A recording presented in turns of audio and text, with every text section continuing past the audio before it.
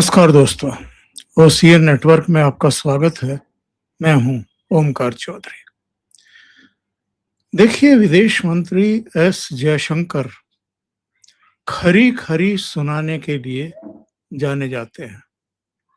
एक बार यूरोप की धरती पर ही बैठ कर के वो यूरोपियन देशों को सुना आए थे, ये कहते हुए कि यूरोप की जो समस्याएं हैं, वो तो सारी दुनिया के लिए चिंता का विषय होनी चाहिए और दुनिया भर की जो समस्याएं हैं, उनसे यूरोप का जैसे कोई लेना देना ही नहीं है।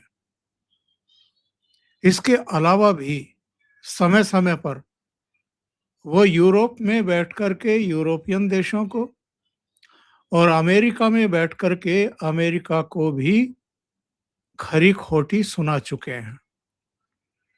इस बार दोनों को खरी खोटी सुनाई, यूरोपियन कंट्रीज को भी और अमेरिका को भी।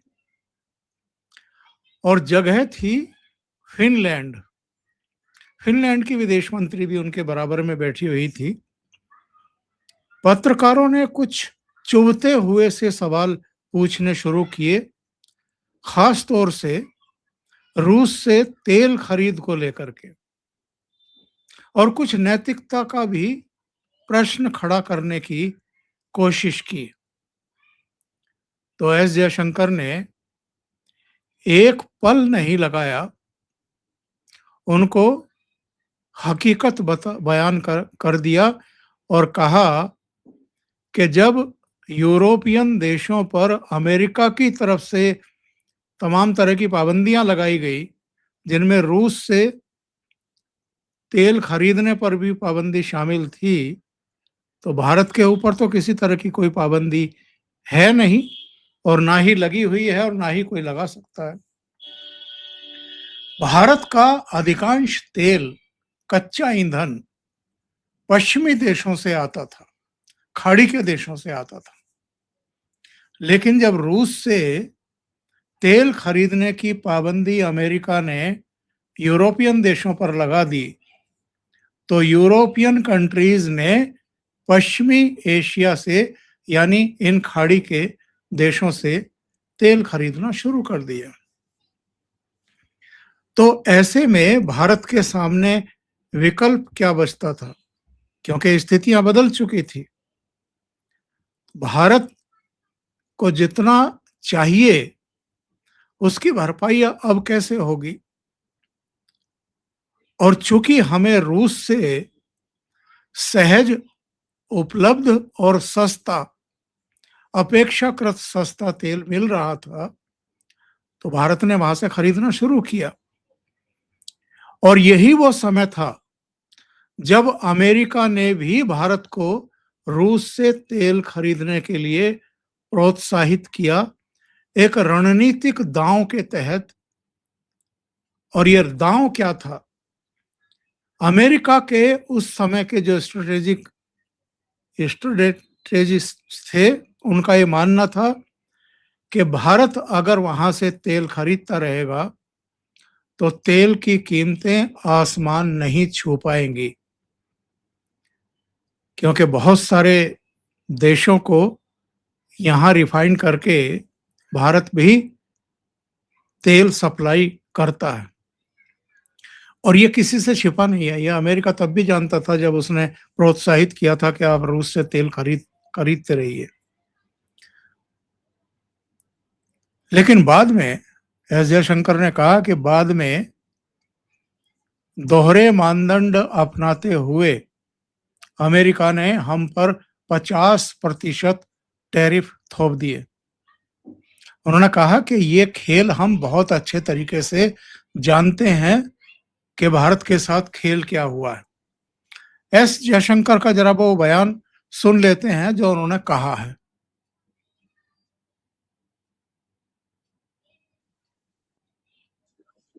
Ukraine war, I think in Europe there was a feeling that India adopted what we would regard as a kind of moral equivalence between the two sides, that you were saying, well, it's a big shame, but maybe they should stop, but you were too sympathetic towards Russia, too willing to buy oil from Russia. So, how would you explain that position to the people here? Well, I'd make two observations. I buy oil. I buy oil based on cost and availability. So at that point of time, much of the oil available on the market was Russian because Europeans were essentially buying up the Middle East oil, which was our traditional supply. So circumstances pushed us in a certain direction. But since you spoke about moral ambiguity, I would say this, no European country has been attacked with Indian weapons. I wish I could say that for European weapons vis-a-vis India.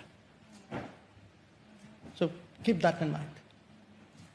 Be more explicit so that people understand what you're saying. Europeans sell weapons which are used to attack India. Not now, for many, many years. We Indians have never done anything to endanger Europe. So I think that's a reasonable point. Okay. Minister Nusseibeh, I mean, you are... शेष भाग भी सुन लेते हैं, You know, अंतिम भाग भी सुन लेते हैं. To endanger Europe. So I think that's a reasonable point. okay. Minister Nusseibeh, I mean, you are right, इतना ही है इस वीडियो में. अमेरिका के बारे में भी एस जयशंकर ने यहाँ पर कहा. उन्होंने कहा कि अमेरिका ने हमको प्रोत्साहित किया था ताकि तेल में आग ना लगे, उसकी कीमतें आसमान ना छूने लगे. और बाद में अमेरिका ने दोहरे मानदंड अपनाते हुए एक बड़े खेल खेलते हुए भारत पर ही 50% का टैरिफ लगा दिया. इससे पता चलता है एस जयशंकर साहब के बयान से कि प्रधानमंत्री नरेंद्र मोदी डोनाल्ड ट्रंप से इस कदर नाराज क्यों रहे. अभी भी वो नाराजगी जस की तस है. मियामी में जो G20 सम्मेलन है, G20 या G7 है, वहां पर प्रधानमंत्री जाएंगे ही. इस बात की 100% कोई पक्के तौर पर कह नहीं सकता है. अभी चर्चा है कि वहां जाएंगे. और इतने महीनों के बाद, क्योंकि फरवरी 2025 में प्रधानमंत्री वॉशिंगटन गए थे जब उनकी डोनाल्ड ट्रंप से मुलाकात हुई थी, उसके बाद दोनों की आमने सामने मुलाकातें नहीं हुई हैं.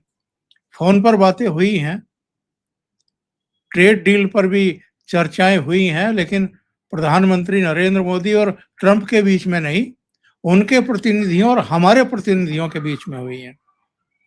ट्रंप चाह रहे थे कि प्रधानमंत्री उन्हें एक फोन कॉल कर लें तो सारी चीजें डिसाइड हो जाएं, लेकिन प्रधानमंत्री ने ऐसा नहीं किया.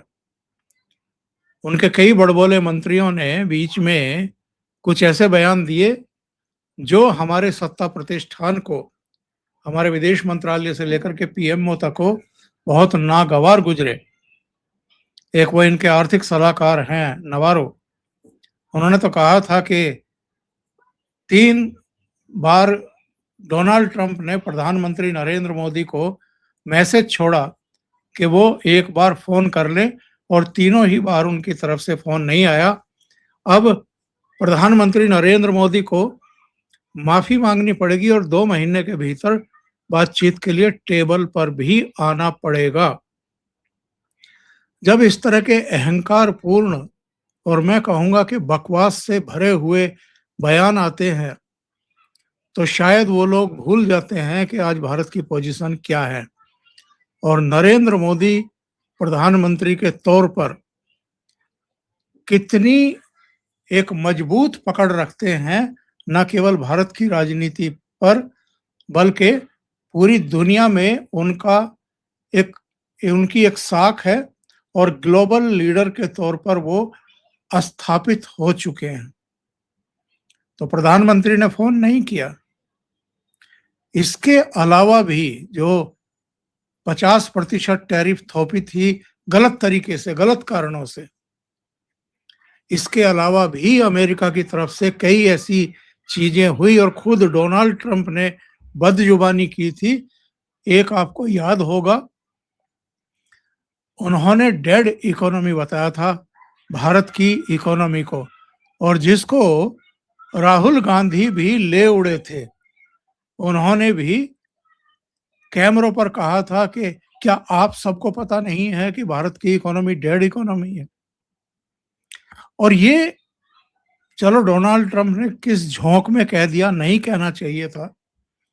जो अंतर्राष्ट्रीय कुछ मानदंड हैं, कुछ गरिमाएं हैं, कुछ मर्यादाएं हैं, उनका उन्होंने उल्लंघन किया और वो बार बार करते हैं, हर देश के साथ करते हैं, हर राष्ट्र प्रमुख के साथ करने की कोशिश करते हैं। उन्होंने भारत के साथ किया, उसका नतीजा उनको इस रूप में भुगतना पड़ा कि जिनको वो डियर फ्रेंड कह करके पुकारते थे, यानी नरेंद्र